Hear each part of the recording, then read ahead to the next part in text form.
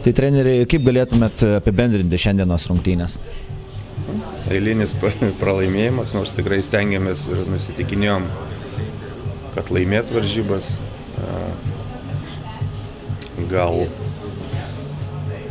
pradžiugino tai, kas įmušėm įvarčius tokius, ką treniruotėse, bet nuvylė mažuma abiejose rungtynėse, gavom 5 įvarčius turbūt. Tai tą komponentą reiks kažkaip mums pataisyti. O ir vakarykščiose rungtynėse, ir šiandienos rungtynėse truko labai nedaug iki pratęsimo, ar net ir iki pergalės. Turbūt tokie pralaimėjimai gana skausmingi komandai. Ar manot, kad vyrai supranta ir tiesiog toliau judės toliau? Ne, mums šitose rungtynėse, ką Taline, ką dabar trūko, paprasčiausiai diskvalifikuotų žaidėjų ir traumuotų žaidėjų. Taip, tai matėt, žaidžiam nepilną sudėtim, bet kas kaip gali, tas to padeda.